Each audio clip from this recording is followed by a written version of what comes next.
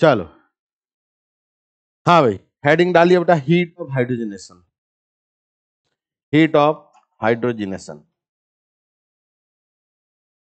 Heat of hydrogenation. Heat of hydrogenation.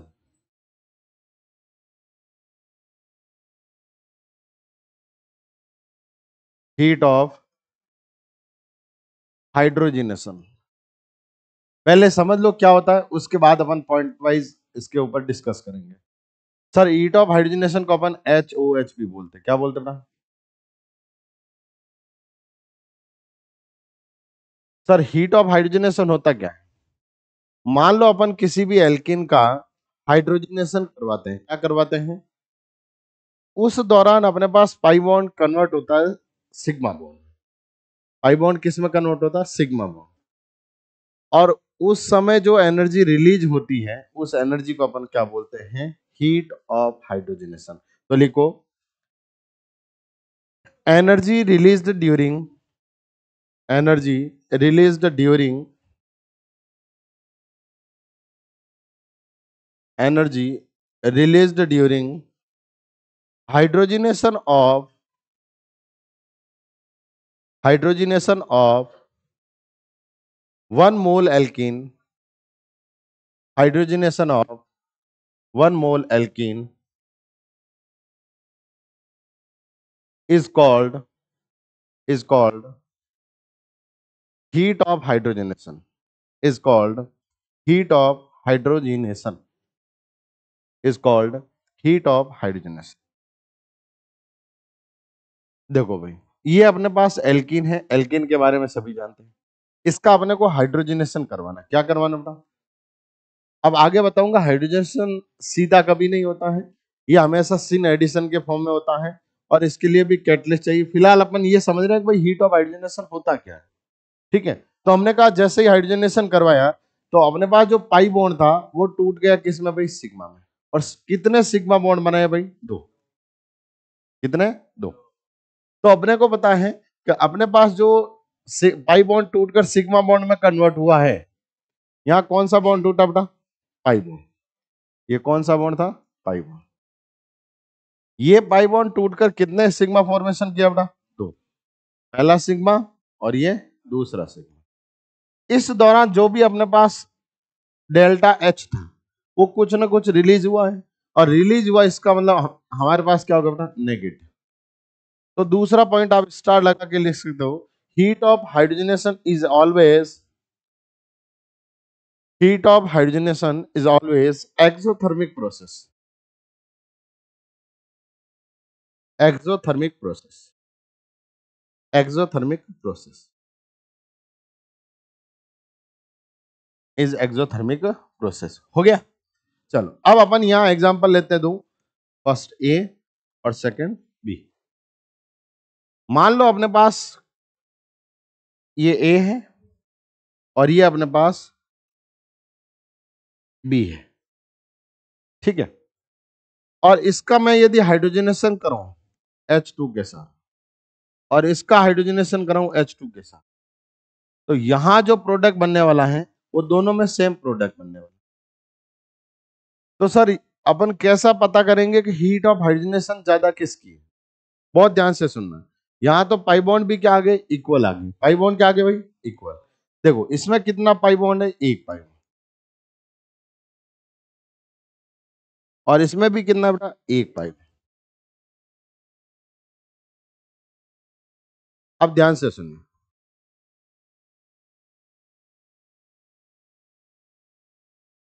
यहां अपन बात कर लेते हैं एनर्जी की, और यहां अपन बात कर लेते हैं रेट ऑफ प्रोडक्ट। प्रोडक्ट का फॉर्मेशन क्या? सर, जब अपन ए से आ रहे हैं और बी से आ रहे हैं तो कुछ प्रोसेस ऐसा होगा।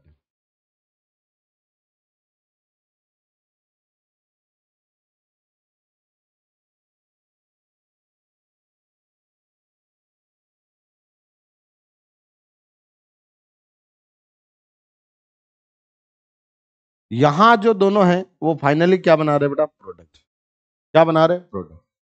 यहां ये अपने पास है वो ए है, और ये अपने पास क्या है? बी। बहुत ध्यान से सुनिए, ये ए है और ये अपने पास बी है, ठीक है सर। अब ए और बी फिक्स कैसे होंगे ये देखना है।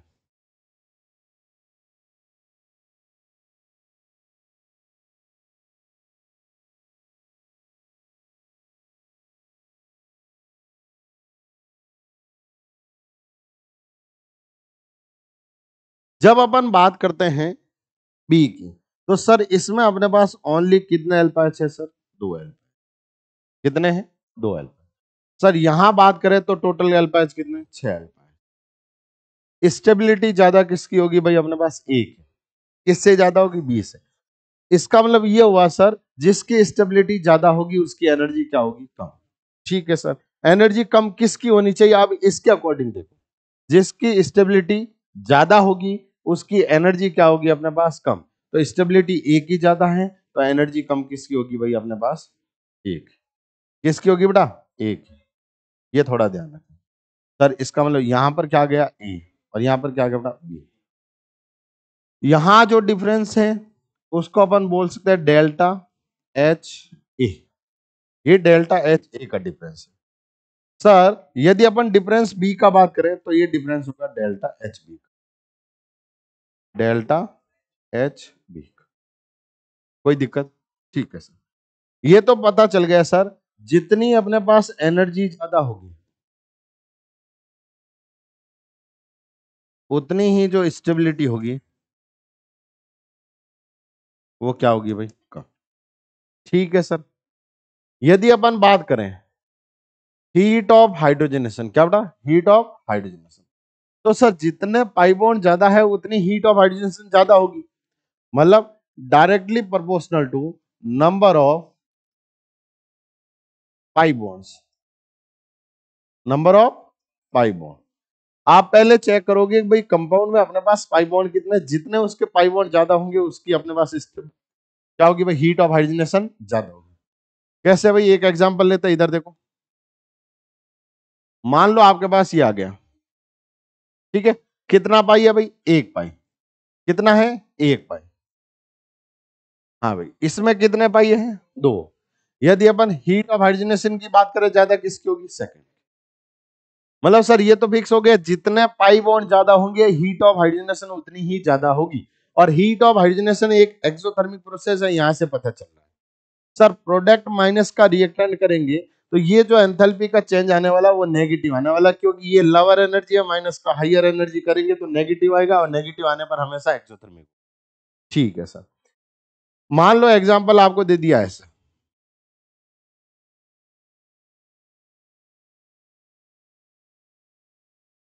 तो सर स्टेबिलिटी ज्यादा किसकी होगी उसके अकॉर्डिंग चेक कर लो।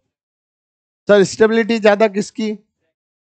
तो हीट ऑफ हाइड्रोजनेशन क्या होगी? कम। तो सर दूसरा पॉइंट क्या है? यदि पाई बॉन्ड सेम हो तो क्या? पहला और ये दूसरा, if number of pi bond is same. यदि number of pi bond same हो तो क्या करना अपने को? Heat of hydrogenation inversely proportional to क्या आ जाएगा भाई अपने पास? स्टेबिलिटी। कोई दिक्कत? आप स्टेबिलिटी निकाल दो, आपका हीट ऑफ हाइड्रोजनेशन निकल जाएगा। कैसे? देखो इधर एग्जांपल। मान लो सर आपके पास कुछ ऐसा केस आ गया,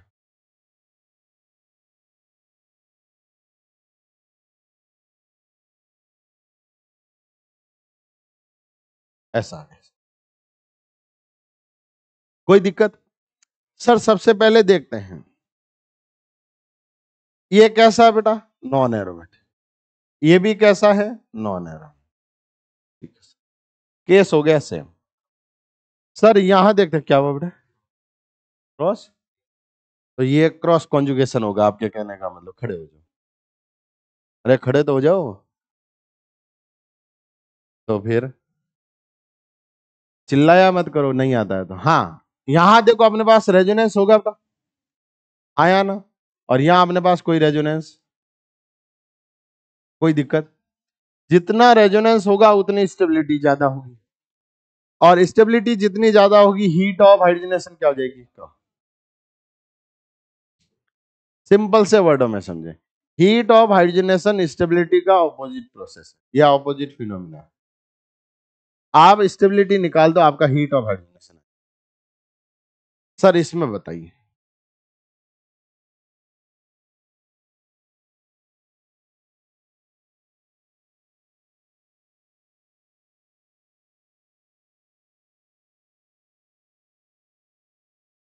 बताइए हीट ऑफ हाइड्रोजनेशन सबसे ज्यादा किसकी होगी?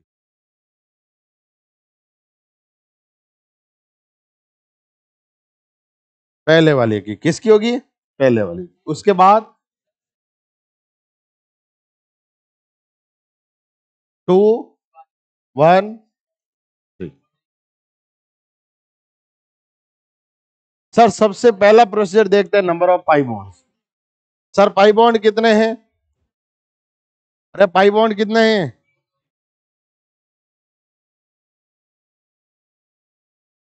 हमने पहला प्रोसेस सीखा है कि आपको नंबर ऑफ पाई बॉन्ड देखने हैं। उसके बाद मैंने लिखा है पाई बॉन्ड सेम हुआ तो स्टेबिलिटी की बात करोगे। यदि पाई बॉन्ड सेम हुए तो स्टेबिलिटी पर आना, अदरवाइज कहीं स्टेबिलिटी पर मत भाग जाना। क्या कहा हमने? यदि number of pi bond same हो तो ही स्टेबिलिटी पर जाना, तो ही स्टेबिलिटी का होगा वो अपने पास उसका ऑपोजिट करना। ठीक है सर, इसका बता दीजिए।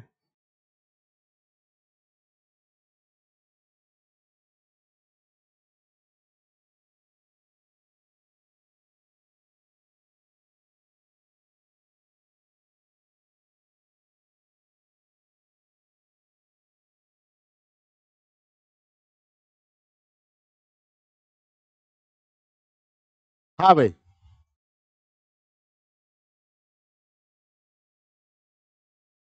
सेकंड की और सोच लो।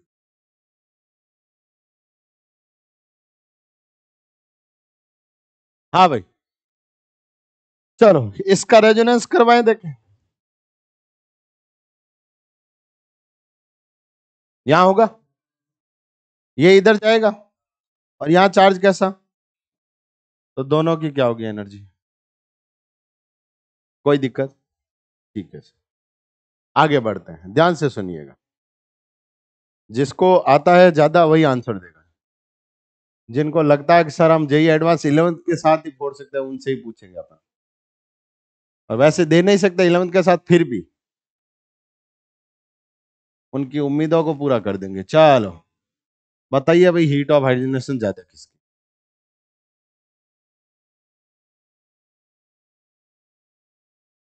बताइए। सर इस बार थोड़ा मामला पलट गया। मामला ये पलट गया सर, एटम आ गया। एटम आ गया, इसका मतलब ये एक्सटेंडेड होगा। ये क्या होगा अपने पास? एक्सटेंडेड। और ये क्या होगा? क्रॉस। और जब क्रॉस आता है तो एक्सटेंडेड की स्टेबिलिटी ज्यादा होती है, लेकिन हीट ऑफ हाइड्रोजनेशन देखेंगे तो क्रॉस का ज्यादा है। अगला सवाल, जहां तक मुझे लग रहा है हीट ऑफ हाइड्रोजनेशन आपको समझ में आ गया। हाँ या ना? चलो।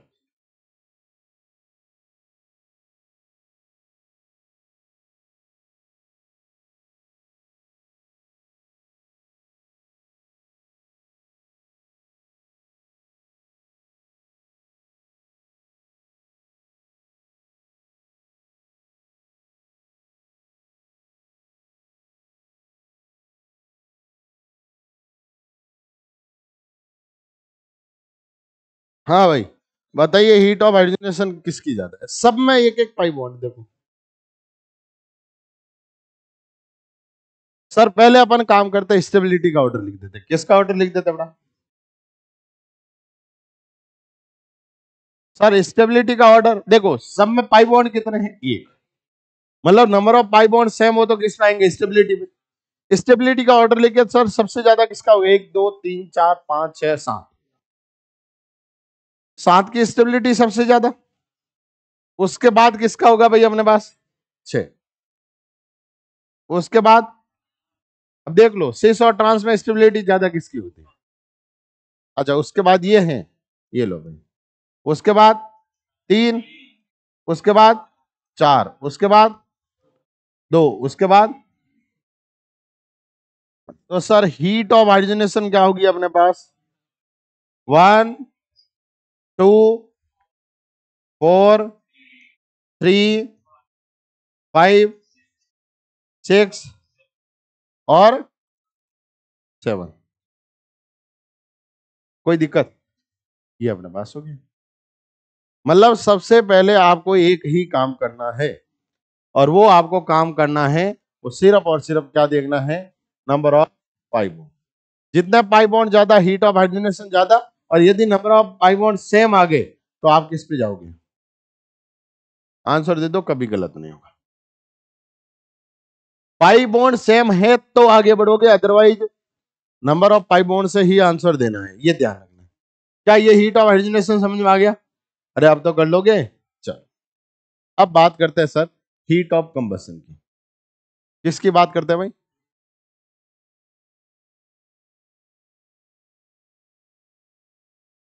Heat of combustion. HO।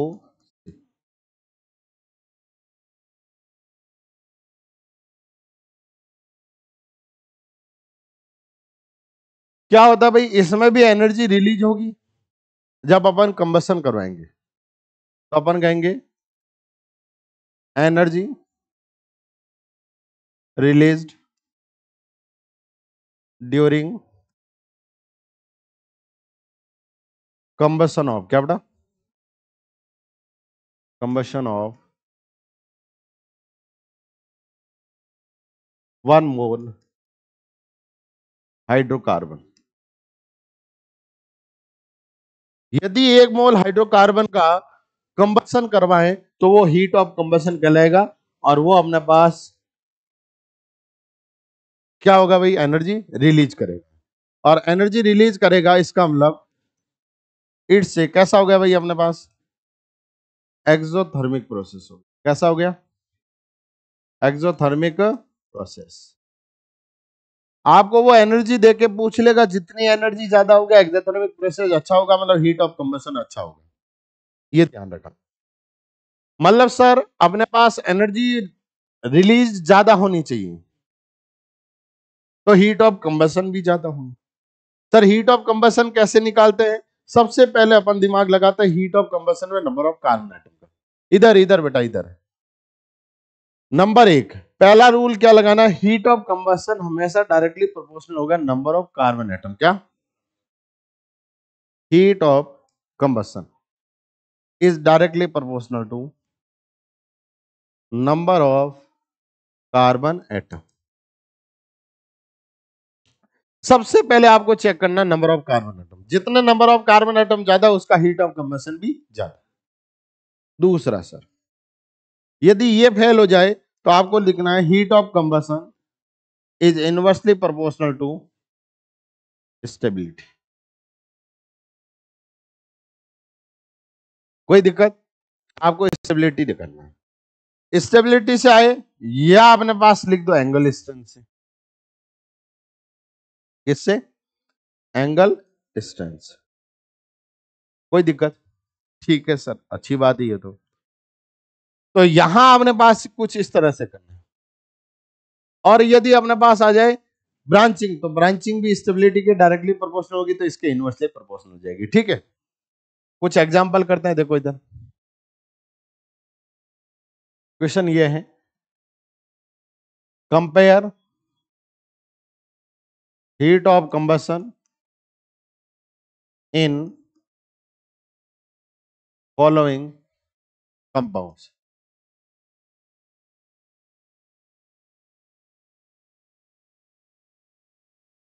देखो भाई पहला एग्जांपल ध्यान से सुनना। मान लो आपके पास ये ऐसा आ गया,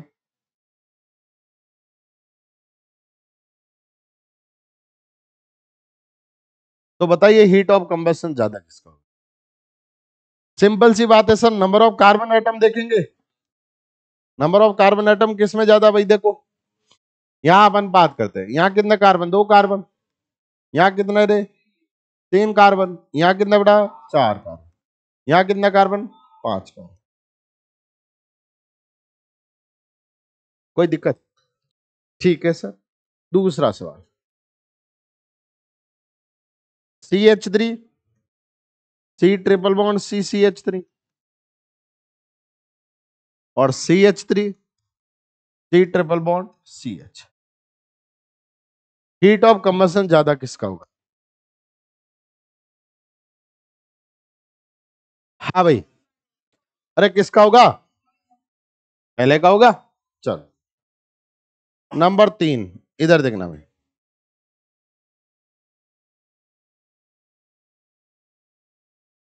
बताइए हीट ऑफ कंबशन ज्यादा किसका? सर इसकी स्टेबिलिटी ज्यादा है, मतलब हीट ऑफ कंबशन कम। सीधा आंसर देना, स्टेबिलिटी निकालो, आंसर निकालो। स्टेबिलिटी जो लिखते हो उसका उल्टा हीट ऑफ कंबशन, स्टेबिलिटी जो लिखते हो उसका उल्टा हीट ऑफ हाइड्रोजनेशन लिखना है। क्या करना है? स्टेबिलिटी जो लिखना है। अब स्टेबिलिटी के लिए सारा का सारा मैंने रेस बता दिया, क्या क्या करना है आपको। एरोमेटिसिटी देखनी है, उसके बाद क्या देखना है आपको, रेजोनेंस देखना है, हाइपर कॉन्जुगेशन देखना है, इंडक्टिव इफेक्ट वगैरह देखना है। ठीक है, नंबर 4, नंबर 4 सवाल ये है, मान लो आपके पास ये आ गया,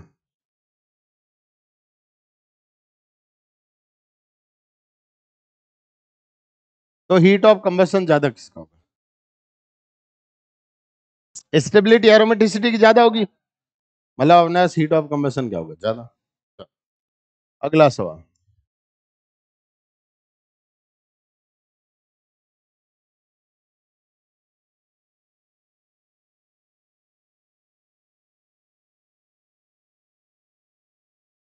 बताइए हीट ऑफ कंबशन ज्यादा किसका होगा?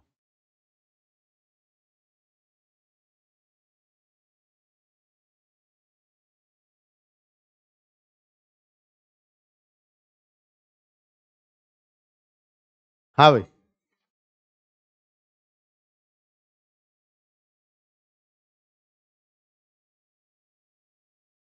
हीट ऑफ कंबशन ज्यादा किसका होगा? देखो भाई, ध्यान से सुनो। यहां अपने पास कौन सा ऑर्बिट है? P orbit. यहां पर भी अपने पास कौन सा? P orbit. लेकिन यहां पी ऑर्बिट थोड़ा सा बड़ा होगा, इसका मतलब ये होगा यहां अपने पास ओवरलैपिंग क्या होगी? अच्छी। यस या नो? और ओवरलैपिंग जितनी अच्छी होगी स्टेबिलिटी उतनी ज्यादा हीट ऑफ कंबशन कम। आगे समझ में? चल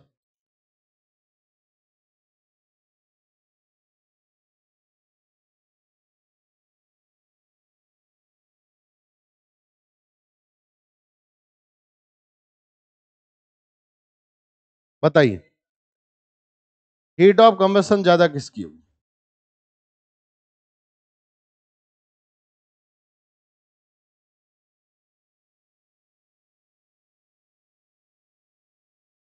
हीट ऑफ कंबशन ज्यादा किसकी होगी?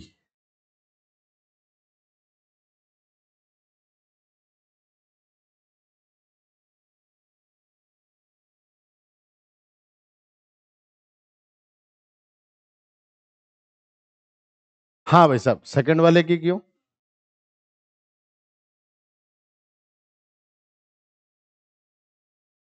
ऐसा कुछ नहीं देखते।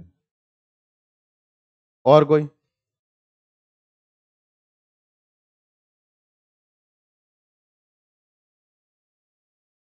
देखो भाई, सिंपल सा फिनोमिना लगाना है। ये नाइट्रोजन अपना लोन पेयर देगा, इस पर चार्ज कैसा आएगा? ठीक है। ऑक्सीजन अपना लोन पेयर देगा, इस पर चार्ज कैसा आएगा? अपने को पता मोर इलेक्ट्रोनेगेटिव चार्ज होता है, सॉरी मोर इलेक्ट्रोनेगेटिव एलिमेंट होता है, उस पर नेगेटिव चार्ज क्या होता है? स्टेबल। मतलब स्टेबिलिटी अब ज्यादा किसकी है? तो हीट ऑफ कंबशन ज्यादा किसकी है?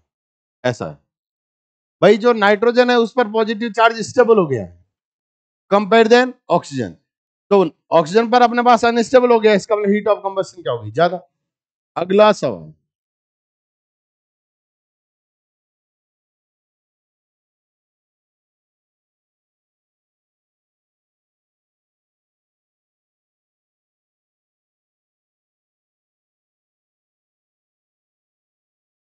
हाँ भाई, 1 2 3 यही होगा पक्का। चल नेक्स्ट, 7 नंबर हो गए ना? चल 8 नंबर,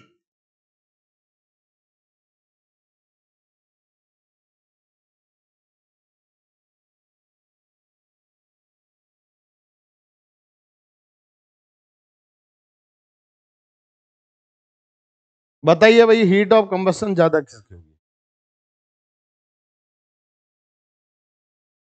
हीट ऑफ कंबशन ज्यादा किसकी होगी?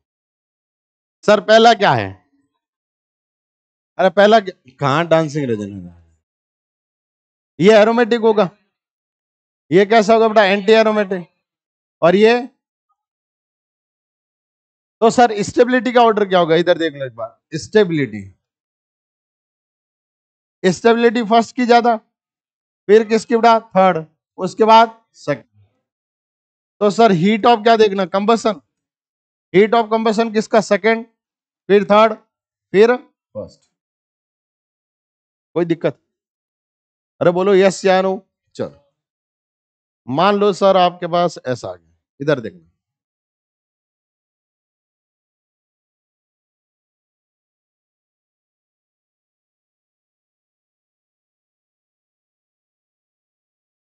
बताइए नंबर ऑफ कार्बन एटम। चल अगला सवाल।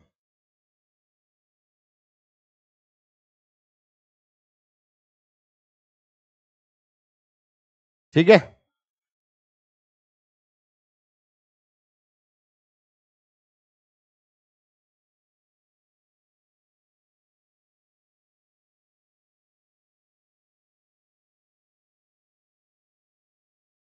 सेकंड ज्यादा होगा भाई। Number of benzene ring increase होगी ओवरऑल।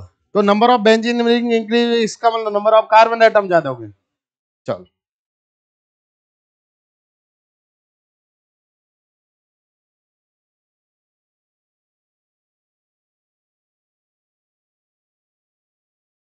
हाँ भाई,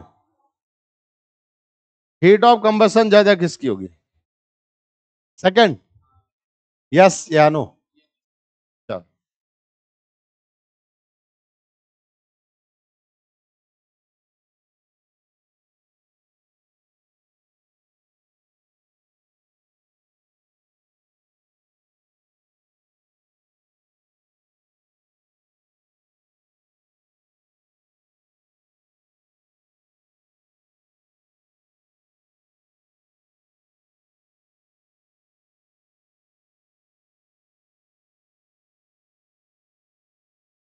बताइए भाई।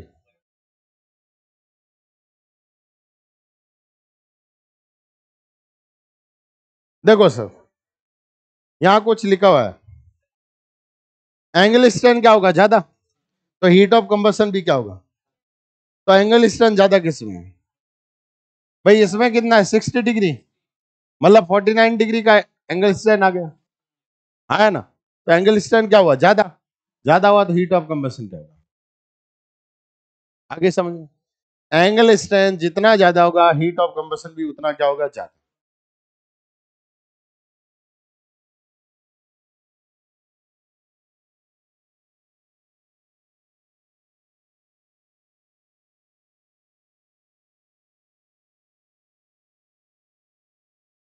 हाँ भाई, नंबर ऑफ कार्बन ज्यादा है ना भाई? पहले में 6 कार्बन, दूसरे में कितना है? 5। तो कभी कंफ्यूज करने के लिए आपको कुछ ऐसे भी सवाल पूछ सकते हैं। ओवरऑल में heat of combustion, heat of hydrogenation से आप क्या समझे? कि सर अपने पास कोई भी कंपाउंड है, आप उसकी स्टेबिलिटी निकालो, स्टेबिलिटी निकाल के उसका उल्टा लिख दो। लेकिन थोड़ा ध्यान रखें, ऐसा कहीं नहीं हो कि आपके पास आपका ही ट्रिक आपके लिए उल्टा पड़ जाए। जैसे भाई साहब ये स्टेबिलिटी का भी ऑर्डर वही है और हीट ऑफ हाइड्रोजनेशन का भी वही है। स्टेबिलिटी का भी ऑर्डर वही है जो हीट ऑफ हाइड्रोजनेशन का है। समझ रहे हो मेरी बात? इसलिए थोड़ा सा ध्यान से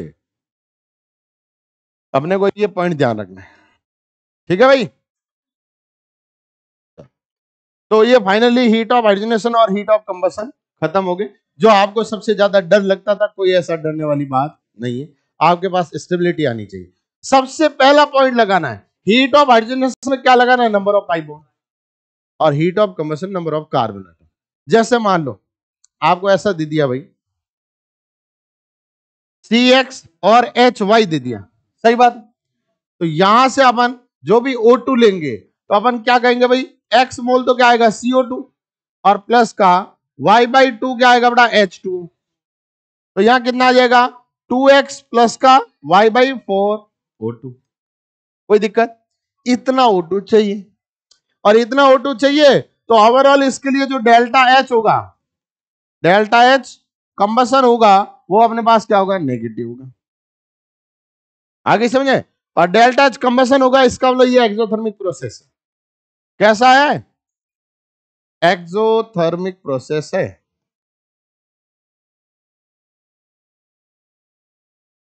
क्या सही नहीं लिखा 2x प्लस y/4। हाँ ठीक है भाई,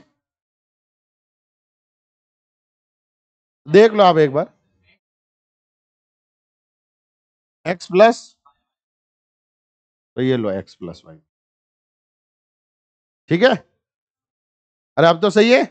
चल, तो जो भी है, जैसे ब्यूटेन का है, ठीक है, ब्यूटीन का है, ब्यूटाइन का है, प्रोपीन का है, प्रोपाइन का है, उनका हीट ऑफ क्या करवाना है, कंबसन करवाना है। तो सबसे पहले आपको क्या याद होना चाहिए भाई, फॉर्मूला। और जितना हीट ऑफ कंबसन ज्यादा होगा, उतना ही एक्सोथर्मिक प्रोसेस ज्यादा होने के चांसेस रहेंगे। क्या ये पॉइंट समझ आ गया भाई, देख लो एक बार और वापस। हीट ऑफ हाइड्रोजनेशन, मैंने कहा भाई किसी भी एक मोल हाइड्रोकार्बन का हाइड्रोजनेशन करवाने पर जितनी हीट रिलीज होती है, वो उसका हीट ऑफ हाइड्रोजनेशन कहलाता है। और हीट ऑफ हाइड्रोजनेशन क्या है, एक्सोथर्मिक प्रोसेस। कैसा है, ये देख लो, यहां से पता चल रहा है एक्सोथर्मिक प्रोसेस। कभी कभार वो ग्राफ देख के पूछ लेता है, समझ रहे हो। तो यहां अपने पास याद रखना, जिसकी एनर्जी ज्यादा उसकी स्टेबिलिटी कम, इसकी स्टेबिलिटी कम है, देख लो, याद रखना। क्या, एनर्जी जितनी ज्यादा होगी, एनर्जी जितनी ज्यादा होगी, स्टेबिलिटी उतनी क्या होगी, स्टेबिलिटी उतनी ही क्या होगी, कम। और हीट ऑफ हाइड्रोजनेशन उतनी क्या होगी, ज्यादा। ज्यादा। फिर हमने कुछ एग्जांपल लिए, आप चाहो जिस बुक के सॉल्व कर लेना, ठीक है भाई। क्रॉस एक्सटेंडेड कब लगाना बता दिया मैंने,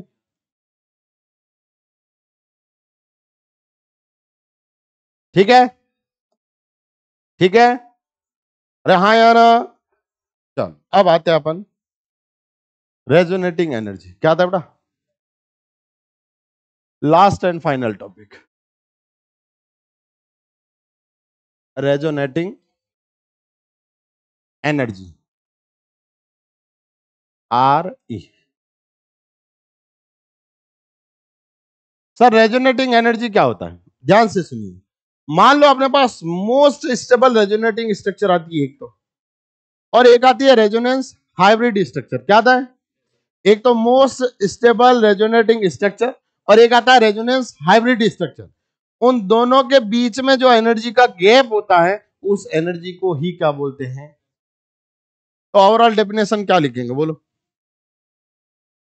एनर्जी डिफरेंस बिटवीन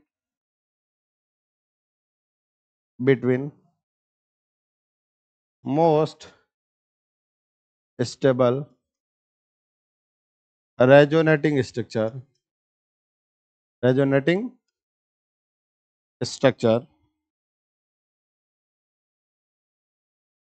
एंड क्या आएगा मेरे भाई, रेजोनेंस हाइब्रिड। क्या आएगा बेटा, resonance hybrid structure is called resonating energy, resonating energy. मतलब बात तो ये सर फिक्स हो गई, क्या अपने पास दोनों के बीच का जो डिफरेंस होगा वही अपने पास क्या कहलाएगा, रेजोनेटिंग एनर्जी कहलाएगा। सर मोस्ट स्टेबल का है, जैसे अपन बेंजीन की बात करते हैं, जिसकी स्टेबिलिटी ज्यादा होगी उसके लिए एनर्जी अपने पास क्या होगी, कम। स्टेबिलिटी जितनी ज्यादा, एनर्जी उतनी कम।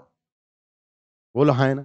अपन बात कर रहे रेजोनेटिंग, जैसे हीट ऑफ हाइड्रोजनेशन है, ओवरऑल डाटा क्या है सर, जब पाई बॉन्ड टूट रहा, ब्रेक हो रहा है, तो वो सिग्मा बॉन्ड में कन्वर्ट होते समय उनके बीच की जो एनर्जी होती है वो रिलीज होती है, इसलिए उसको हमने एक्सोथर्मिक प्रोसेस बोला है। तो सर रेजोनेटिंग एनर्जी भी तो एक एक्सोथर्मिक प्रोसेस है। Resonating energy is a exothermic process. Exothermic process, ये भी एक कैसा है, एक्सोथर्मिक प्रोसेस। मतलब सर इसमें भी हीट कहीं ना कहीं रिलीज हो रही। सर एरोमेटिसिटी जितनी ज्यादा हो उतनी स्टेबिलिटी क्या होगी, ज्यादा। उतनी स्टेबिलिटी ज्यादा, इसका मतलब उसको हीट रिलीज ज्यादा करनी, ऐसा समझो। क्योंकि पाई बॉन्ड बढ़ गए, पाई बॉन्ड बढ़े इसका मतलब एक पाई बॉन्ड का 3 गुना हो गया ना। उसके लिए जो भी कैलकुलेशन होगा, जैसे थियोरेटिकल अपन जो रेजोनेटिंग एनर्जी निकालते हैं वो अपने पास कैसे निकालते हैं, थियोरेटिकल माइनस का एक्सपेरिमेंटल। थियोरेटिकल एनर्जी माइनस का एक्सपेरिमेंटल एनर्जी कैसे, देखो इधर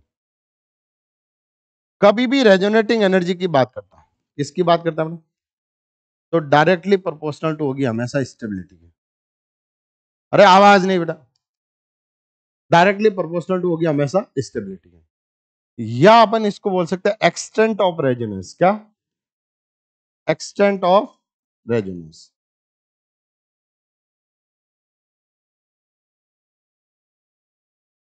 सर आप एक तरह से तो बोलते हो एक्सोथर्मिक प्रोसेस है, दूसरी तरफ से आपने स्टेबिलिटी भी उतनी ज्यादा कर दी। बिल्कुल सही बात है मेरे भाई। कैसे देखो, मान लो आपके पास ये बेंजीन है, क्या है अपने पास, बेंजीन।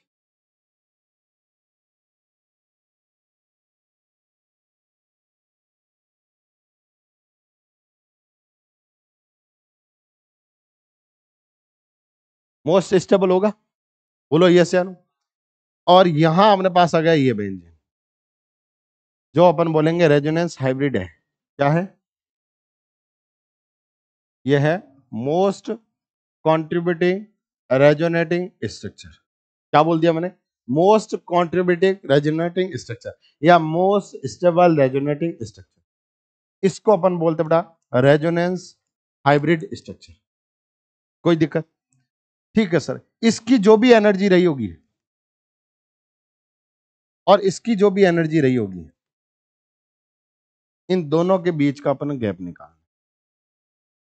एक्सटेंट रेजोनेंस और स्टेबिलिटी दोनों समझ में आ जाएगा। सर इन दोनों के बीच में डिफरेंस रहा होगा, कैसे, मान लो सर मेरे पास एक साइक्लोहेक्सीन है, क्या है, इसका मैं हाइड्रोजिनेशन करवाता हूं, तो कितना मोल H2 चाहिए, 1 मोल। जैसे ही 1 मोल H2 के साथ रिएक्शन करवाई तो अपने पास बन गया बेटा साइक्लोहेक्सेन। और यहां जो एनर्जी रिलीज हुई है, तो प्लस का delta H is equal to minus का 120 किलो जूल पर मोल। कोई दिक्कत, इतना मैंने कह दिया, बोलो हाँ या ना। ये मैं थियोरिटिकल बोल रहा हूं, ठीक है, ठीक है सर। यही मान लो मेरे पास 2 पाई बॉन्ड आते,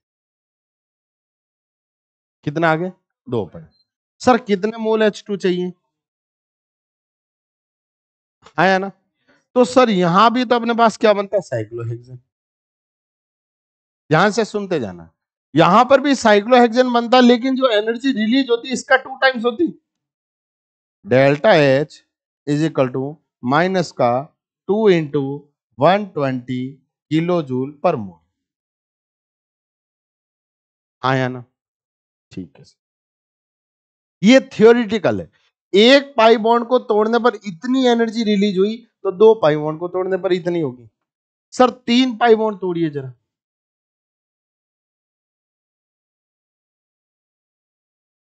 3 मोल ऑफ H2 जैसे ही आएगा तो ये अपने पास आएगा साइक्लोहेक्सेन और प्लस का। बेटा सेकंड मैच इस बार आवाज की सीधा उठा के बाहर फेंकूंगा, कान खोल के सुन ले, ये ध्यान रखना। 3 × 120 किलो जूल पर, कोई दिक्कत, चलो। सर ये अपने पास 120 किलो जूल पर मोल है, और ये अप्रोक्सीमेशन कितना हो गया भाई, 240 हो गया, ठीक। ये कितना हो गया बेटा, माइनस का 240 किलो जूल पर मोल। और ये कितना हो गया भाई अपने पास, माइनस का 360 किलो जूल पर। ठीक है, चलो सर इसका मतलब ये हुआ, इसका हाइड्रोजनेशन करवाने पर थियोरेटिकल जो वैल्यू आई है हीट ऑफ हाइड्रोजनेशन, अरे ये तो हीट ऑफ हाइड्रोजनेशन हुई ना, इससे अपन रेजोनेटिंग एनर्जी का कैलकुलेशन करते। सर कैसे, चलो यही लिख देता हूं। सर जो रेजोनेटिंग एनर्जी होगी, रेजोनेटिंग एनर्जी होगी वो delta H theoretical, delta H theoretical minus का delta H experimental, delta H theoretical minus का डेल्टा एच एक्सपेरिमेंटल। सर जो एक्सपेरिमेंटल डाटा निकला है उनका जितना डिफरेंस ज्यादा होगा, नेगेटिव में कह रहा हूं मैं, ध्यान से सुनना, नेगेटिव में कह रहा हूं, जितना डाटा ज्यादा होगा उतना ही स्टेबिलिटी ज्यादा होगा। क्या बोला मैंने, एक तो पूछा जाता है रेजोनेटिंग एनर्जी पर मोल ऑफ CH2 और एक पूछा जाता है रेजोनेटिंग एनर्जी ऑफ कंपाउंड। एक तो पूरे कंपाउंड जैसे मैंने करवाया था हीट ऑफ कंबशन पूरा का पूरा मॉलिक्यूल का, और एक आपको लिखवाया पर मोल ऑफ CH2। पर मोल ऑफ CH2 में देखा था तो साइक्लोप्रोपेन का सबसे ज्यादा था, लेकिन हीट ऑफ कंबशन ओवरऑल बात की तो अपने पास साइक्लोहेक्सेन की स्टेबिलिटी सबसे ज्यादा आ गई, याद करो, cyclopropane, butane, pentane, hexane, heptane आया था। ठीक है सर, इसका मतलब इसके लिए जो डेल्टा एच अपने पास हाइड्रोजनेशन आया वो इतना आया। ठीक है, और यदि अपन एक्सपेरिमेंटली बात करें तो अप्रोक्सीमेशन इसका जो अपने पास आता है वो आता है 258 के आसपास। जो गैप आता है मैं वो रेजोनेटिंग एनर्जी का गैप बता रहा हूं, ध्यान से सुनना, रेजोनेटिंग एनर्जी का जो गैप आता है वो आता है माइनस का 108 के आसपास, माइनस का 108 किलो जूल पर मोल। मतलब सर इसके लिए अपने पास जो अपने पास एक्सपेरिमेंटल रहा होगा वो कितना रहा होगा, तो सर डेल्टा एच कितना, माइनस का 108 और प्लस का 360 बराबर कितना आ गया, निकाल दो जरा, 252। बात तो सर बराबर। इसका मतलब सर इस बेंजीन के लिए जो डेल्टा एच एक्सपेरिमेंटल आया वो अपने पास आया माइनस का 252 किलो जूल पर मोल। मैं ये कहना चाह रहा हूं रेजोनेटिंग एनर्जी को थोड़ा सा ध्यान से समझना। सर जो मोस्ट कंट्रीब्यूटिंग रेजोनेटिंग स्ट्रक्चर होती है और रेजोनेटिंग हाइब्रिड स्ट्रक्चर होती है, उन दोनों के बीच में एनर्जी का जो गैप होता है वो अपने पास क्या कहलाता है, रेजोनेटिंग एनर्जी कहलाता है। सर जो गैप बता रहा वो रेजोनेटिंग एनर्जी बता रहा, इसका मतलब जो गैप जितना ज्यादा होगा स्टेबिलिटी उतनी ज्यादा होगी। तो सर इसका मतलब तो ये हुआ अपन ओवरऑल स्टेबिलिटी भी निकाल दें, लिख दिया resonating energy directly proportional to क्या होगा, स्टेबिलिटी, और directly proportional to extent of resonance. Sir extent of resonance बताओ क्या होगा, आ जाओ इधर। हमने कहा भाई R C double bond O, और यहां आगे बढ़ा अपने पास O माइनस, और यहां अपने पास आगे बढ़ा R C double bond O, और यहां आगे बढ़ा CH2, और यहां चार्ज कैसा, माइनस। दोनों में स्टेबिलिटी देखो किसकी ज्यादा होगी। सर यहां अपने पास ये जैसे ही रेजोनेंस करेगा तो ये ऑक्सीजन को इलेक्ट्रॉन देगा, है ना। इसका मतलब सर RCO माइनस बन गया, और यहां डबल बॉन्ड क्या आगे बढ़ा, CH2। तो सर स्टेबिलिटी ज्यादा किसकी होगी, इसकी। मैंने एक्सटेंट ऑफ रेजोनेंस बोला है, और एक्सटेंट रेजोनेंस होता है बेटा इक्विवेलेंट रेजोनेटिंग स्ट्रक्चर, याद करो बनाया था इक्विवेलेंट रेजोनेटिंग स्ट्रक्चर क्या होता है, ऐसे भी तो बताया था ना मैं, डबल बॉन्ड और यहां चार्ज पॉजिटिव लगा दिया, तो इसका हमने ऐसे बनाया था, ये ऐसा ऐसा, और यहां अपने पास क्या आ जाएगा बेटा, पॉजिटिव चार्ज, और यहां डबल, याद आया कुछ, वापस इसको ऐसा करेंगे ऐसा, हाँ है ना, डबल बॉन्ड और यहाँ चार्ज पॉजिटिव। तो ओवरऑल मैंने कहा था ना इसकी रेजोनेटिंग हाइब्रिड स्ट्रक्चर बनेगी प्लस का 1/3, प्लस का 1/3 और प्लस का 1/3। जो चार्ज सेपरेशन होगा वो बराबर होगा किसमें, ऑक्सीजन में। क्या ये पॉइंट समझ आया। मैं अभी भी कह रहा हूं एक्सटेंट को थोड़ा ध्यान से समझना। सर एक्सटेंट ऑफ रेजोनेंस का मतलब इक्विवेलेंट रेजोनेटिंग स्ट्रक्चर बोल। तो सर इक्विवेलेंट में सबसे अच्छा किस में हुआ अपने पास? ऑक्सीजन वाले में। किस में हुआ भाई? ऑक्सीजन वाले में। जैसे मान लो आपको ये दे दिए, मान लो जैसे एग्जांपल आ गया आपके पास, पहला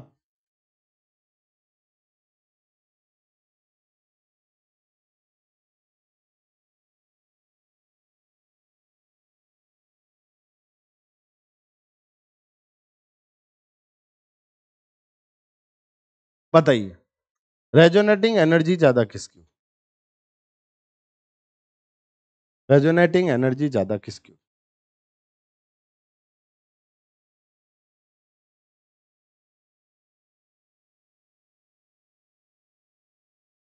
पहले वाले की। बेटा जो पढ़ा है वो वापस पढ़ के आना कल, ठीक है? ये एरोमेटिक हो गया बेटा, एरोमेटिक की ज्यादा। यही तो पॉइंट हमने लिखवाया है, स्टेबिलिटी। क्या समझ आया? एरोमेटिसिटी का एक सवाल करवाया था, एरोमेटिक में यही लिखवाया था मैंने। चलो ठीक। दूसरा,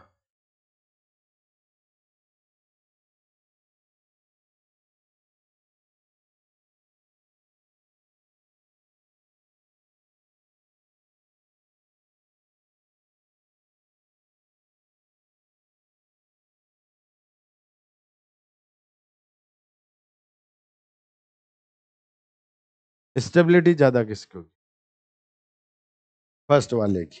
किसकी होगी? ये पेन किसका उठा लो बेटा। ठीक है, हाँ मैं सुन लिया बेटा आपकी बात। अब मैं उसी पे आ रहा हूं। अब मुझे एक शायरी याद आ गई है, आपका आदेश हो तो सुना दूं। ठीक, सुन लीजिए। हो सकता है भाई किसी को हर्ट कर जाए, किसी को ना करे, किसी को दिल छू जाए। मेरी बुलंदियों ने क्या, मेरी बुलंदियों ने तुम्हें भला कब नुकसान पहुंचाया? क्या, मेरी बुलंदियों ने भला तुम्हें कब नुकसान पहुंचाया है? तुम्हें तो तुम्हारे अहंकार ने मारा है, तुम्हें तो तुम्हारे अहंकार ने मारा है। आज भी सीकर पर वही खड़ा है, आज भी सीकर पर वही खड़ा है जिसे पैसों ने पागल नहीं बनाया। याद रखना जिंदगी भर। और किसी के अंदर यदि ईजीओ आ गया, क्या आ गया, तो वो एनजीओ से भी खतरनाक होता है। सच बता रहा हूं। किसी के बहकावे में आकर यदि आप अपनी स्टेबिलिटी को खो देते हैं तो दुनिया में सबसे गिरा हुआ इंसान वही हो। मैं ये मानता हूं। आपके कहने से यदि मैं जरा सा भी भ्रमित हो रहा हूं, इसका मतलब दुनिया का सबसे गंदा इंसान हूं मैं। किसी के कहने से अपनी स्टेबिलिटी को डाउन मत कर दे। बाकी समझने वाले समझ गए मैं क्या कहना चाहता हूं, ठीक है? अब ध्यान से सुनिए। Sir positive positive, plus plus जितना पास पास कम स्टेबल, प्लस प्लस जितना दूर ज्यादा स्टेबल। याद करो रेजोनेटिंग स्टेबिलिटी का, रेजोनेटिंग स्टेबिलिटी लिखवाई थी। अरे रेजोनेंस इफेक्ट में चौथे रूल में लिखवाया था ये। प्लस माइनस जितना दूर दूर कम स्टेबल होगा, और प्लस माइनस जितना पास पास ज्यादा स्टेबल। प्लस प्लस जितना पास पास उतना कम स्टेबल, और दूर दूर ज्यादा स्टेबल। तो स्टेबिलिटी ज्यादा किसकी होगी? ठीक है वैसे। आगे बढ़े, थोड़ा और कोशिश करोगे? चलो, आवाज नहीं उठाओ।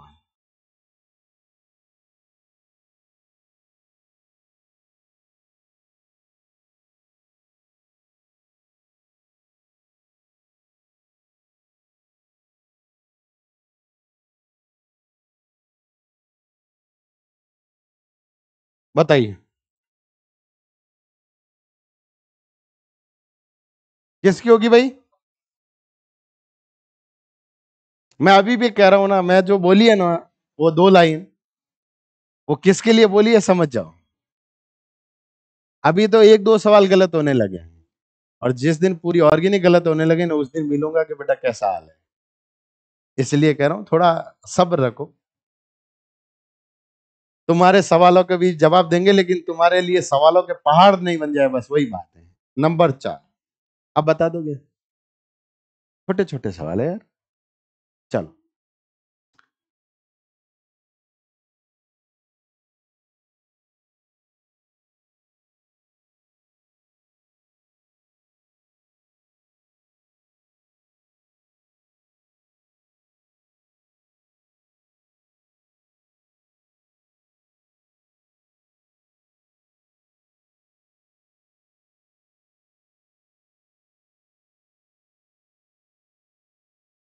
बताइए।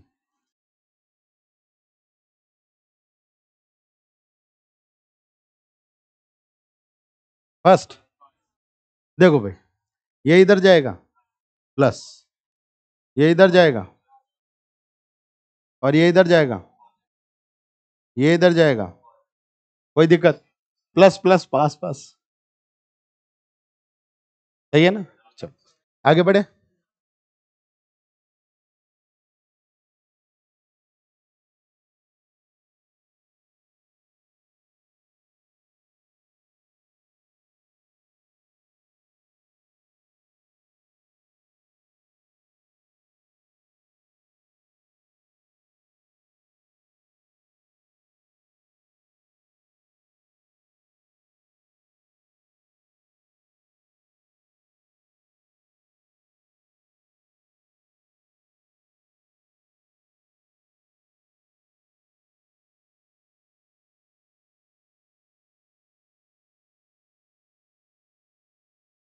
बताइए सबसे ज्यादा स्टेबिलिटी किसकी?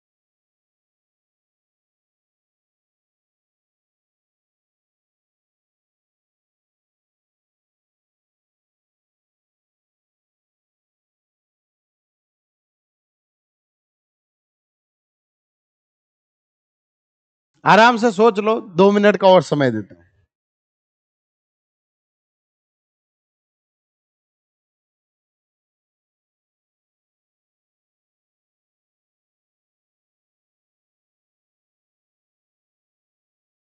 रेजोनेटिंग एनर्जी की बात कर रहा हूं, मतलब आपको स्टेबिलिटी निकालनी है और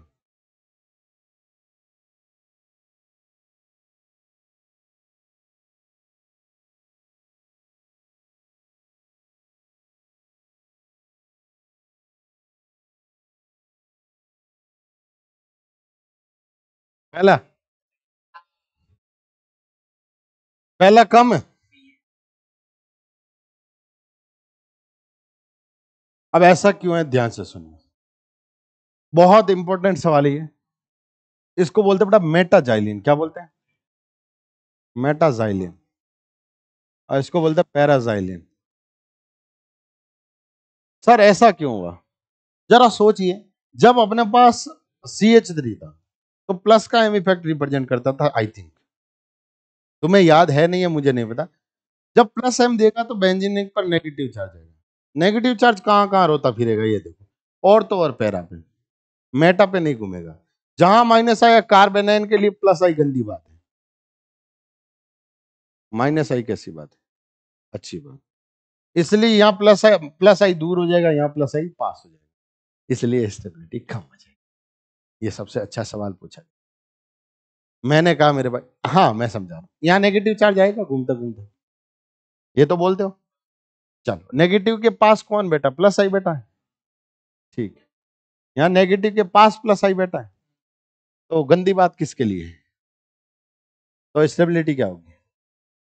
थैंक यू, आपने ही आंसर दे दिया। नंबर 6। चलो बहुत हो गया, हीट ऑफ कंबसन की बात कर लेते हैं और, ठीक है। अरे आप समझ में तो आ गया रेजोनेटिंग एनर्जी क्या होती है। रेजोनेटिंग एनर्जी निकालने के लिए आपको सबसे पहले इस पे दौड़ना है।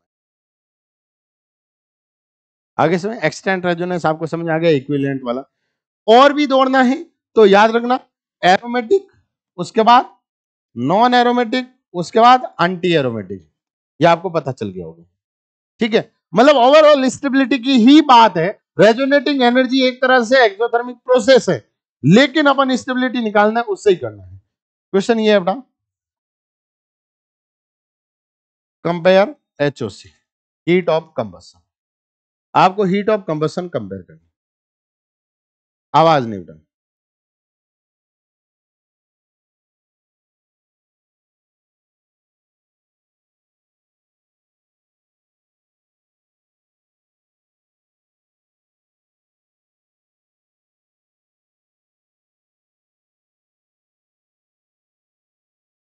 हाँ भाई बताइए, हीट ऑफ कंबसन सबसे ज्यादा किसकी? हीट ऑफ कंबसन सबसे ज्यादा किसकी? आराम से सोच के आंसर दीजिए। हीट ऑफ कंबसन का ऑर्डर बताना है, स्टेबिलिटी निकाल दे, उसके बाद हीट ऑफ कंबसन आ जाएगा। स्टेबिलिटी सबसे ज्यादा किसकी है? सोच का आंसर दीजिए। 1 2 3 और कोई? 3 2 1 और कोई? 1 2 3 हो गया, 3 2 1 हो गया, और कोई? 2 3 1?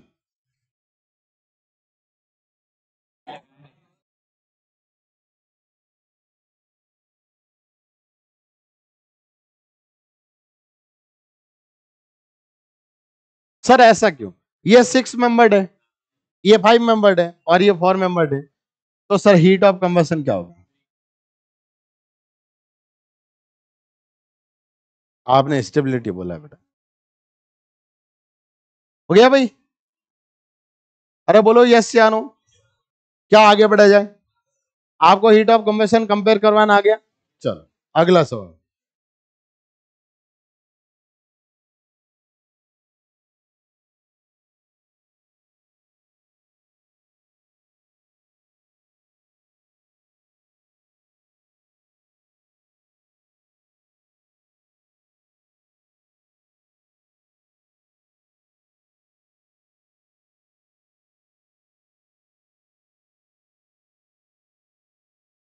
हाँ भाई, हीट ऑफ कंबशन का ऑर्डर बताइए।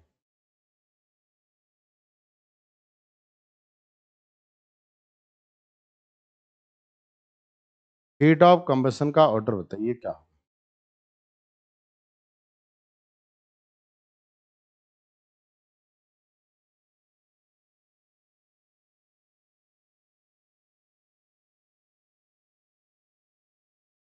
3 1 2?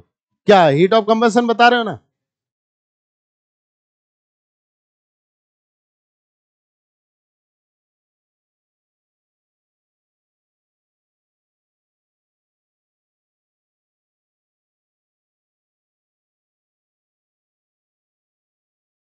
Heat of combustion 2 1 3। बात करें, आ जाओ आराम से देखिए, आंसर सही हो मन में ताली बजा दीजिए, नहीं हो तो कोई बात नहीं, अगली बार ट्राई और कीजिए। सर सबसे पहले स्टेबिलिटी की बात करते हैं, सही बात है। यहां रेजोनेंस है? Yes sir. यहां अपने पास कोई रेजोनेंस? No resonance. और यहां देखिए अपने पास क्या होगा बेटा? Anti aromatic. बोलो यस या नो। इसका मतलब सर सबसे ज्यादा कौन होगा अपने पास? पहला। उसके बाद कौन होगा बेटा? तीसरा। उसके बाद दूसरा।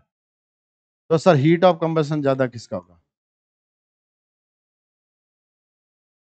ये किसका सही हुआ? वेरी। कोई बात नहीं, गलत हो गया, माफी चाहते, इजी सवाल देंगे अगली बार। आगे बढ़े। अरे वो पीछे पड़ा है, वो तो थोड़ा सा बताया था कि भाई हीट ऑफ कंबशन ये होता है। अभी असली ट्विस्ट लाएंगे, देखो आ जाइए भाई, बताइए।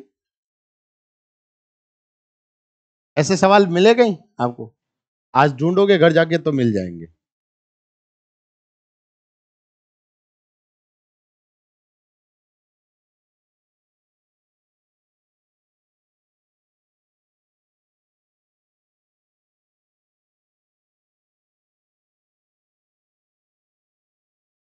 बताइए,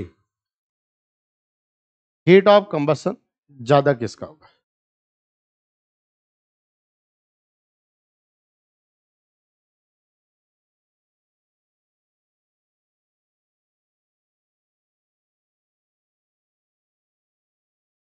नंबर ऑफ कार्बन एटम देख आया, तो घबराना क्यों है, सीधा आंसर बताइए अगले का।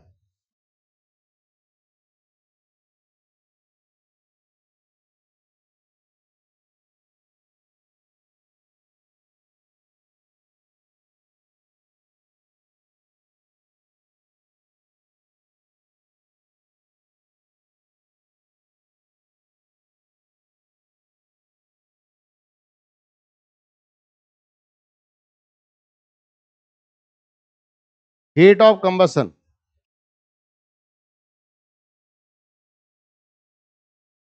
हीट ऑफ कंबशन ज्यादा किसका होगा? हीट ऑफ कंबशन ज्यादा किसका होगा? Heat of combustion, first, second, first. और चलो देखो यहां, इधर देखो, यहां ब्रेड रूल लगेगा। अरे ब्रेड रूल याद है कुछ? क्या होता है बताओ?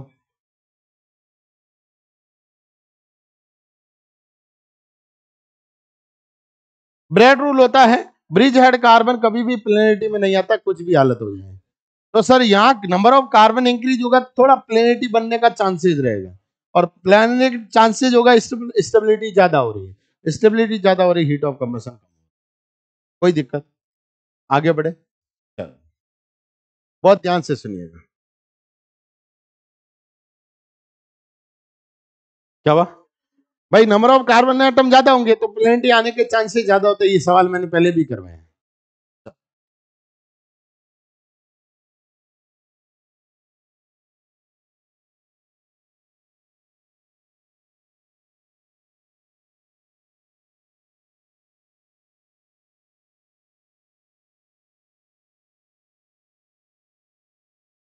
हाँ भाई, हीट ऑफ कंबशन ज्यादा किसका होगा?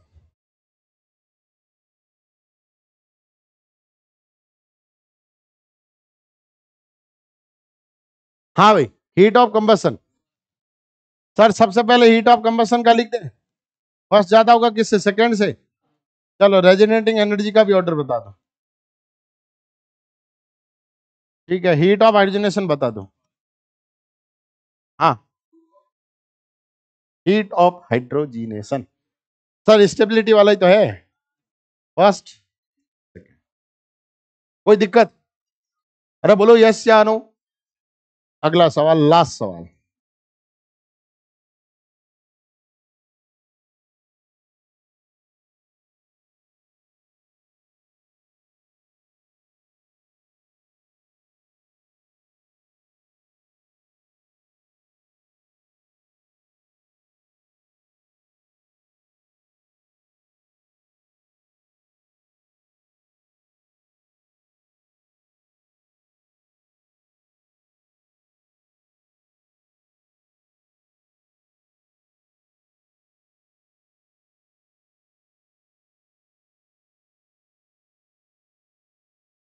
हाँ भाई, हीट ऑफ कंबशन ज्यादा किसका होगा? अरे किसका? Very good, number of carbon ज्यादा है। मुझे पता था आंसर।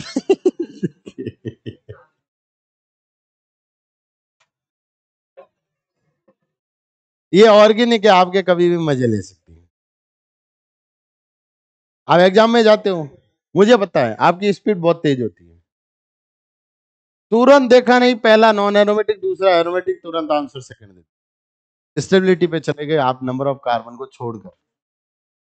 सबसे बड़ी गलती भी तो वही है, सबसे बड़ी गलती वही तो होती है अपनी इंसान की, सबसे बड़ी। इंसान की हर एक फितरत में क्या लिखा हुआ है? जल्दबाजी। कतरे कतरे खून में लिखा हुआ है जल्दबाजी, कि जल्दी से जल्दी आंसर आ जाए। और जल्दबाजी में किया हुआ काम कभी भी सफल नहीं हुआ है, कभी भी सफल नहीं हुआ। आगे तो क्या ही उम्मीद करें? क्या समझ में आ गया? चल, अब शायद मैं उस दिन एक स्टेबिलिटी ऑफ इंटरमीडिएट छोड़ के गया था, कार्बेनाइन की स्टेबिलिटी और कार्बन फ्री रेडिकल की, आई थिंक। हाँ है ना?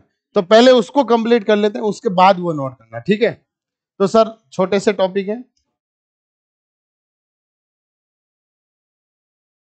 स्टेबिलिटी ऑफ कार्बोकेटाइन तो शायद पढ़ लिया था आई थिंक अभी। बताओ है ना इनको?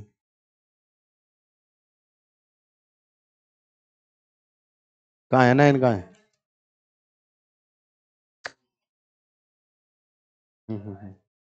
कार्बोकेटाइन है ये तो।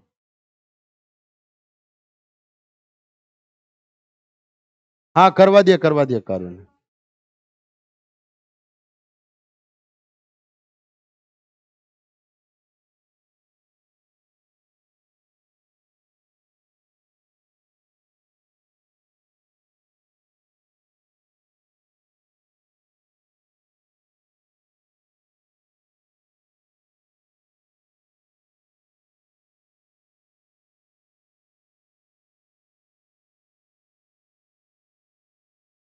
अच्छा, कार्बेनाइन के बारे में थोड़ा बताना बाकी रह गया था, आ जाओ इधर। मतलब हीट, मतलब स्टेबिलिटी ऑफ कार्बेनाइन भी करवा देता। इधर इधर इधर रेजोनेटिंग एनर्जी आती है, सबसे पहले स्टेबिलिटी चेक करोगे। हीट ऑफ हाइड्रोजनेशन आता है तो सबसे पहले पाई बॉन्ड चेक करोगे, फिर स्टेबिलिटी का उल्टा कर दोगे। हीट ऑफ कंबशन आया, number of carbon atom check कर दो, उसके बाद स्टेबिलिटी चेक कर लो, बस खत्म का, उसका उल्टा दे दो आंसर। आगे समझ में? सर थोड़ा सा ये बताना भूल गया था, जैसे मान लो एक CH3- है आपके पास, और एक आपके पास है CH2, डबल बॉन्ड CH और CH2-। जो CH3- है, इसका हाइड्रोजन जो होगा वो sp3 होगा। क्या होगा? हाइब्रिडाइजेशन। इसका होगा बेटा sp3। क्या होगा? sp3। सर यदि इसकी ज्योमेट्री की बात करें, किसकी बात करें बेटा? ज्योमेट्री की बात करें तो हमने पास क्या होगा बेटा? अरे कैसा होगा? टेट्राहेड्रल। टेट्राहेड्रल। या कहीं आपको बुक में मिलेगा पिरामिडल, वही बात होगी, लॉन पेयर के कारण हो गया। ठीक है, यहां इस कार्बन का जो हाइब्रिडेशन होगा बेटा sp2 होगा, क्योंकि रेजोनेंस में पार्टिसिपेट कर रहा है इसलिए। ठीक है सर, इसका मतलब ये कैसा हो गया? प्लेनर हो गया। क्या बोलते हैं, हाँ या ना? चलो, यहां थोड़ा सा और बताना था। नंबर ऑफ अनपेयर्ड इलेक्ट्रॉन, क्या बेटा? नंबर ऑफ अनपेयर्ड इलेक्ट्रॉन है वो यहां पर भी कितने हैं? 0। अरे यहां पर 0 है, इसका मतलब एमएम में क्या निकलेगा सर? मैग्नेटिक मूवमेंट क्या आएगा? 0। मैग्नेटिक मूवमेंट 0 आया, इसका मतलब कैसा होगा? ये डायामैग्नेटिक। अरे कैसा होगा? डायामैग्नेटिक। कोई दिक्कत? बस आप कार्बन फ्री रेडिकल के बारे में देख लो। Stability of carbo sorry carbon free radical as well as stability of carbocation, लिख दो कहीं नोटबुक में ऊपर। Stability of carbon free radical is as well as stability of carbocation. जैसे कार्बोकेटाइन की स्टेबिलिटी देखी, वैसी की वैसी किसकी देखनी है? Carbon free radical. बस लिख दिया। Stability of carbon free radical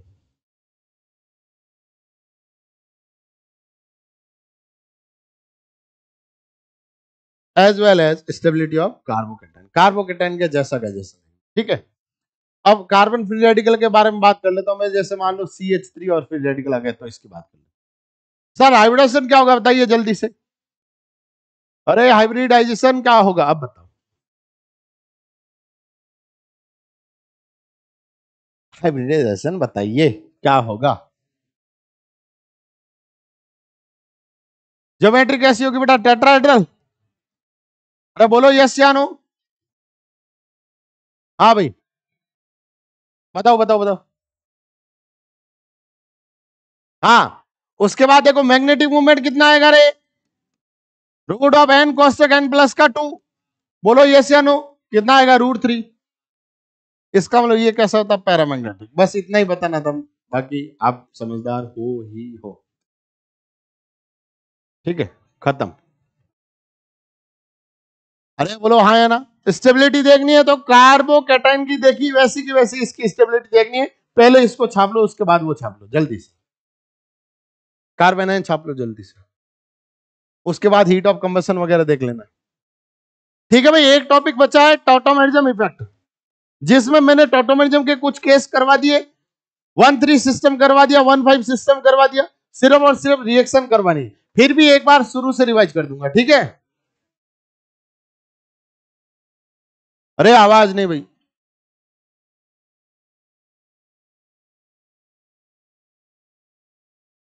और हाँ भाई, कल आपके जो भी डाउट वाउट है सारे के सारे ले आना, चाहे MSc के हो चाहे और कुछ भी हो, कहीं से भी हो, ले आना कल, ठीक है? GOC के सारे डाउट। 2 दिन का समय है आपके पास और। कितने दिन का बेटा? 2 दिन का। फिर मैं शुरू करने वाला हूं हाइड्रोकार्बन। एक आध टॉपिक और है, जैसे न्यूक्लियोफिलिसिटी है, बेसिसिटी वगैरह, बेसिक कैसे निकालते हैं बेसिसिटी, ठीक है? और इलेक्ट्रोफाइल क्या होता है, न्यूक्लियोफाइल क्या होता है, एंड सो ऑन। उसके बाद आपका GOC खत्म। उसके बाद अपन शुरू करने वाले क्या बेटा? हाइड्रोकार्बन। ठीक है, मॉड्यूल में चेक कर लेना एक बार, इतना ही दिया कि ज्यादा दिया है? हाँ बेटा,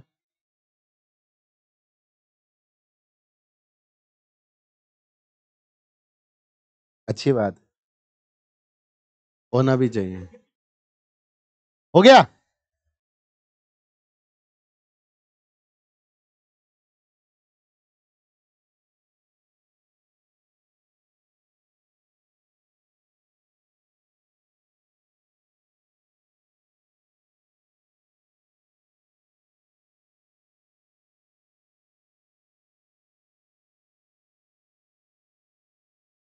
हो गया।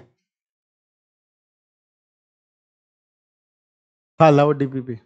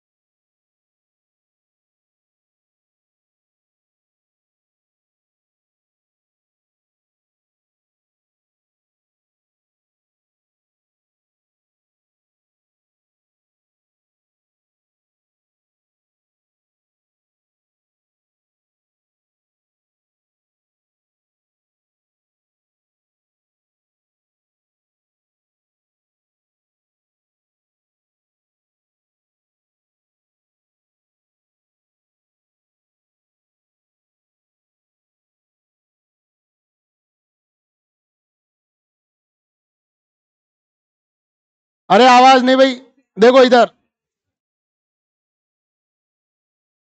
डीपीपी है 1 दिन की, ठीक है, 1 दिन में सॉल्व कर लेना, बस खत्म। पहला टॉपिक ध्यान से सुनिए, इंडक्टिव एप्लीकेशन करवा दिया, रेजोनेंस एंड इट्स एप्लीकेशन 2 दिन लिए, 2 दिन क्या 4 दिन हो गए। और उसके बाद हाइपर कॉन्जुगेशन करवा दिया, एप्लीकेशन भी करवा दिए, अरे आइसोवेलेंट वगैरह, सैक्रिफिशियल वगैरह, नेगेटिव हाइपर कॉन्जुगेशन वगैरह, एरोमेटिसिटी, ठीक है। और उसके बाद रिएक्शन इंटरमीडिएट, अरे यही तो करवाया ना, स्टेबिलिटी ऑफ कार्बोकेटाइन, कार्बोफिलिक रेडिकल वगैरह, ऑर्डर ऑफ एसिड और बेसिक स्ट्रेंथ, वो तो बस हो गए। एक बचा न्यूक्लियोफाइल इलेक्ट्रोफाइल, ठीक है, और आपका वो तो न्यूक्लियोफाइल इलेक्ट्रोफाइल करवा देता हूं, और टोटोमेरिज्म इफेक्ट आगे करवा देंगे, जो आपकी इच्छा हो वो कर देख लो।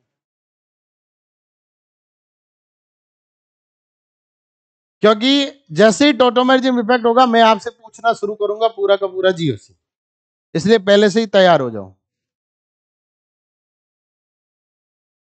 अरे तैयार हो।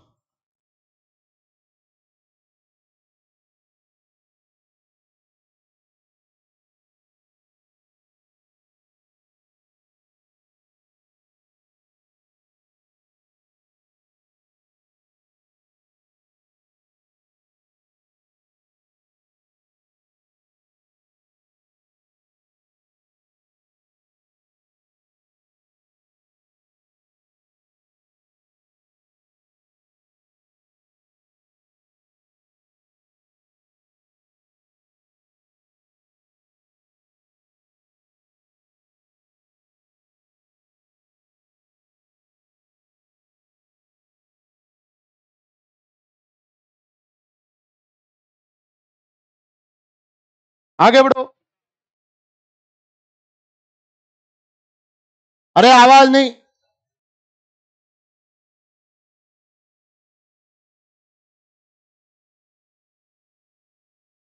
जल्दी से नोट कर लो भाई, किसी को डाउट पूछना हो तो पूछ लीजिए। लो भाई, आज की क्लास को करते अपन यही समाप्त, फिर से मिलेंगे अगली क्लास में, तब तक के लिए ओके बाय।